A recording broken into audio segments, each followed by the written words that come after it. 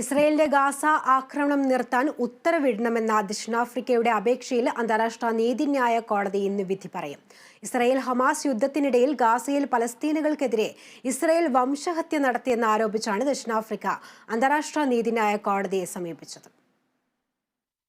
ഇസ്രയേലിനെതിരായ വംശഹത്യാ കേസിൽ ഇടക്കാല ഉത്തരവുകൾക്കായുള്ള ദക്ഷിണാഫ്രിക്കയുടെ അപേക്ഷയിലാണ് അന്താരാഷ്ട്ര നീതിന്യായ കോടതി ഇന്ന് വിധി പറയുന്നത്.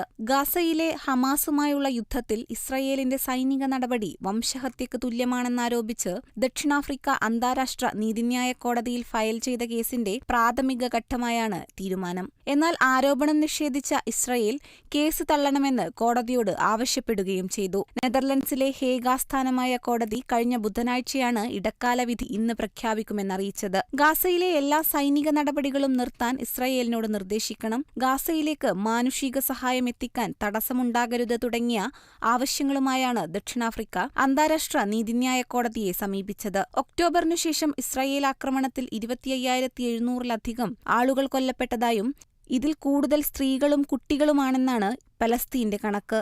International desk, Kerala vision news.